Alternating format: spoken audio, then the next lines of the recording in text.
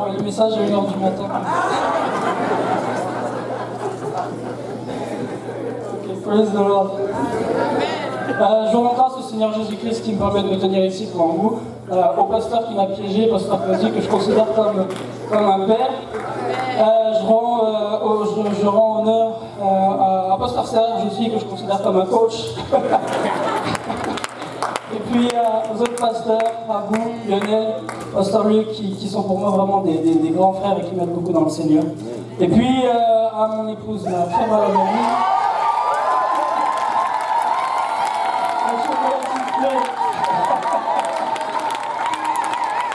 Et mon associé, ma partenaire non seulement dans la vie de famille, mais dans le ministère aussi, dans le travail, et je bénis le Seigneur pour ça. Gloire à Dieu. Romains 8, verset 28. Nous savons du reste que toute chose concourt au bien de ceux qui aiment Dieu. Amen.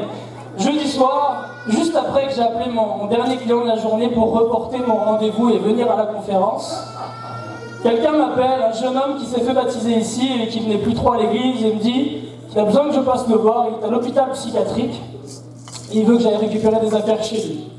Et moi, je venais de canceller mon dernier rendez-vous pour être ici à la conférence, pas pour aller rendre visite à l'hôpital. Sauf, le Seigneur me dit d'être bon et j'y vais. Arrivé là, je vois à travers la vitrine de l'hôpital psychiatrique un autre ami qui celui-ci, j'avais appris il y a peut-être une semaine ou deux, a des problèmes depuis 1 an, des problèmes justement d'ordre psychiatrique. Et je souhaitais le voir. Et alors que je venais pour voir ce jeune homme qui m'a plus causé de problèmes ces dernières années que j'ai vu avancer dans le Seigneur, je vois par contre l'autre ami qui est là et que j'avais réellement le désir de visiter. Dieu crée ce hasard, me fait ce clin d'œil là ce soir-là. Et lorsque j'arrive, j'ai eu l'occasion de passer un peu de temps avec cet ami et puis de voir l'autre jeune homme qui m'avait appelé.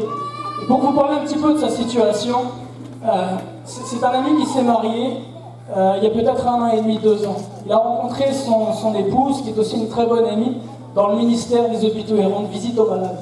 Et quelques temps après qu'ils se soient mariés, quelques temps après qu'ils aient eu leur premier enfant, il a commencé à avoir des crises de paranoïa. Il a commencé à penser qu'il était observé partout. Il a laissé son travail, disant que Jésus revient bientôt, que c'était plus nécessaire de travailler.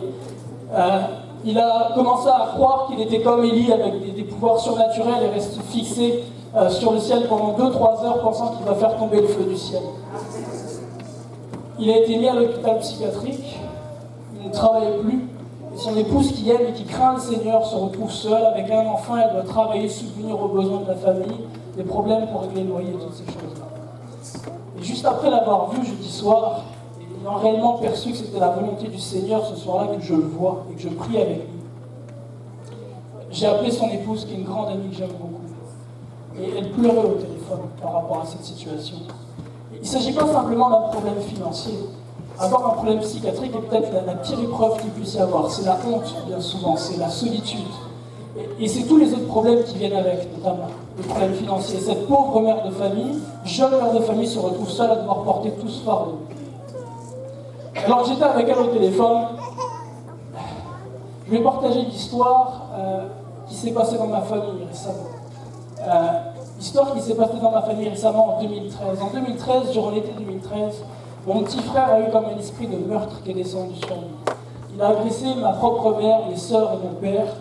Il rentrait dans la maison pour les étrangler quasiment. On a été obligé d'appeler la police pour que la police protège mes parents qui se réfugiaient chez les voisins.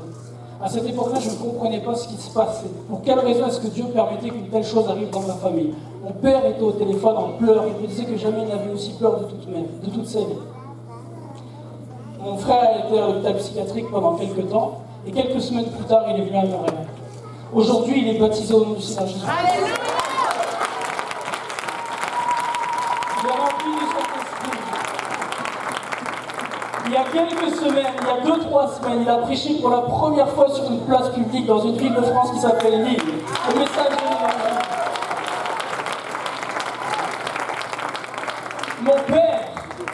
Mon père qui s'est fait agresser par son propre fils. Imaginez-vous. C'est pas simplement que son fils était en prison, en hôpital, mais son propre fils a levé la main sur lui, sur son épouse et sur ses filles. Mon père aujourd'hui m'appelle, et mon père me demande de prier avec lui au téléphone. Mon père est dans la repentance, il marche dans la repentance. témoignage à mon ami, lorsque je donnais ce témoignage à mon ami, je lui disais tout simplement ceci. Lorsque Joseph était en prison, lorsqu'il a été esclave, il ne savait pas de quoi serait fait demain. Il ne comprenait pas pourquoi est-ce qu'il était réduit en esclavage. Lorsqu'après avoir été élevé au rang de maître de maison chez Potiphar et qu'il a été condamné d'avoir essayé de commettre le viol vis-à-vis de la femme de Potiphar enfermé en prison, Joseph ne savait pas pourquoi est-ce qu'il était enfermé en prison. Pourquoi est-ce qu'il était perçu par les autres comme un violeur et un meurtrier. Mais Dieu avait un plan. Toute chose concourt au bien de ceux qui aiment Dieu. Toute chose concourt au bien de ceux qui aiment Dieu. Je crois avoir une parole pour quelqu'un ici ce soir. Je crois avoir une parole pour quelqu'un ici ce soir. Tu ne comprends peut-être pas ce qui se passe présentement dans ta vie. Peut-être des problèmes avec ton époux, avec ton épouse, des problèmes d'infidélité dans le couple, des problèmes avec les enfants. Peut-être que tu marches dans le Seigneur et tes enfants te font honte. Ne marche pas dans le Seigneur ou quitte l'église, sont en dehors de la voie de Dieu. Peut-être que tu as des problèmes financiers, peu importe. Le Seigneur Jésus-Christ a un plan. La parole de Dieu, la Bible déclare que toute chose concourt au bien de ceux qui aiment Dieu. Et dans le même chapitre du livre du Romain, l'apôtre Paul déclare que si nous souffrons avec lui, nous serons glorifiés avec lui. Si tu descends avec Christ, tu remontes avec Christ. Si tu partages les souffrances du Seigneur Jésus-Christ, tu as part à la gloire du Seigneur Jésus-Christ. Tu dois souffrir avec Christ, participer à ses souffrances. Et je disais à ma soeur, lorsque j'étais avec elle au téléphone, alors qu'elle porte la honte présentement et l'opprobre d'avoir un époux qui est vu comme fou, et qui est enfermée dans un hôpital psychiatrique alors qu'elle porte cette opprobre-là, je lui dis en ce moment tu as une même plante avec Christ qui lui aussi a porté notre opprobre, qui lui aussi a porté notre honte, qui lui aussi s'est chargé de nos péchés et qui a souffert. Mais bien plus encore, si Dieu te fait descendre, c'est parce qu'il a prévu de te faire remonter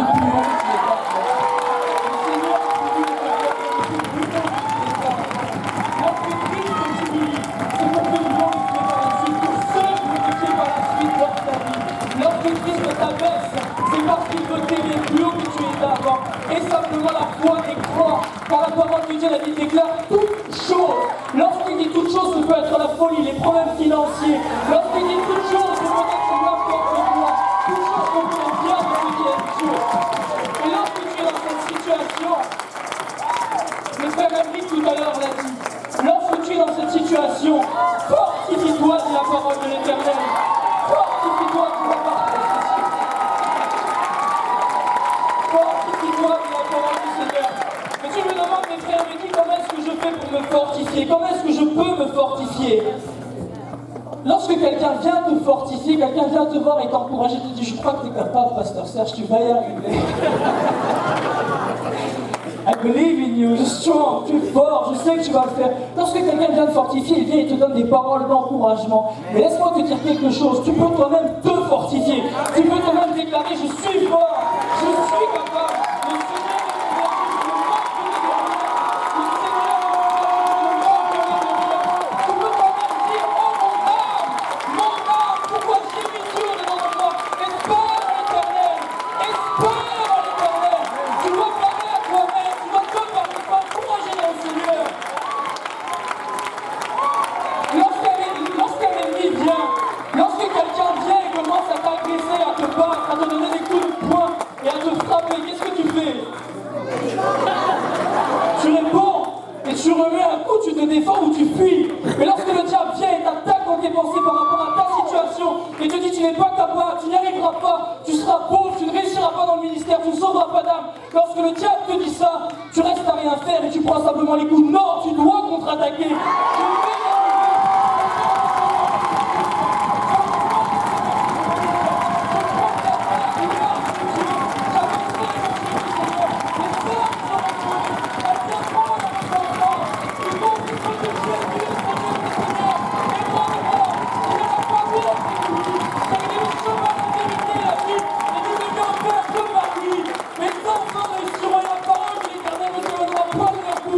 Lorsque le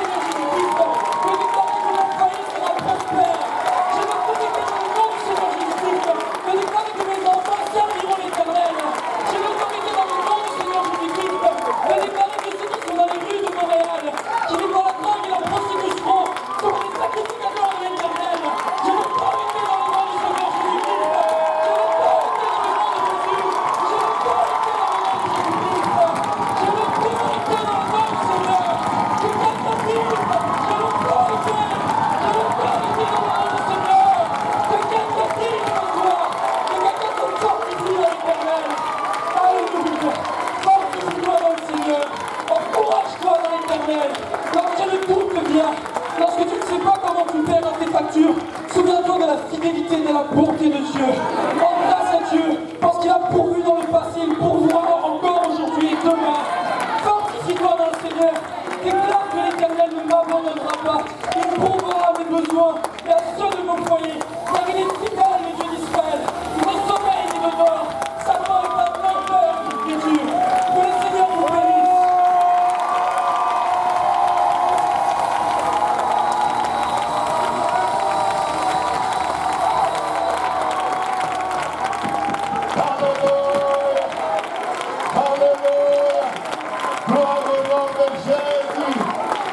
Merci Seigneur. Est-ce qu'on peut acclamer le Seigneur très fort encore ce soir?